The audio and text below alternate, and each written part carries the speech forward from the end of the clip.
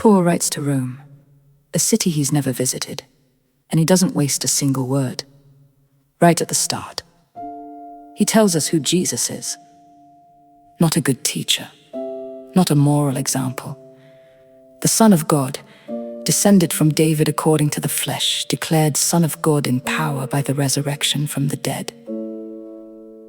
That's the anchor. Everything else in this letter hangs on that.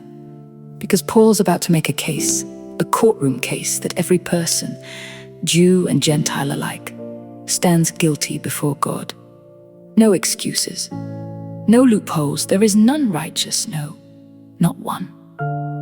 That's the diagnosis, and it's bleak on purpose, because you can't appreciate the cure until you understand the disease.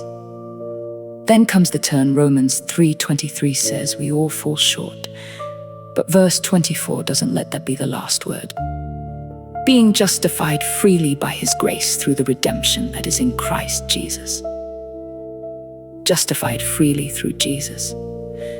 Paul paints him as the second Adam in chapter 5, where the first Adam brought sin and death crashing into the world. Jesus brings grace and life flooding back in. And grace doesn't just match the damage, it overwhelms it. By chapter 6, we're not just forgiven. We're united with him, buried with him in baptism, raised with him to walk in newness of life. This isn't transactional, it's transformational. And chapter 8, maybe the high point of the whole letter, Paul says, nothing can separate us from the love of God that is in Christ Jesus. Not trouble, not danger, not death itself.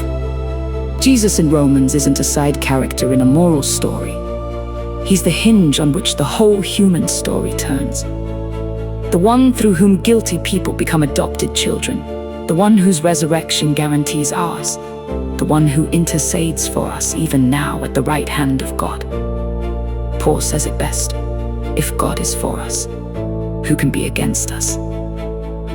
That's Jesus in Romans.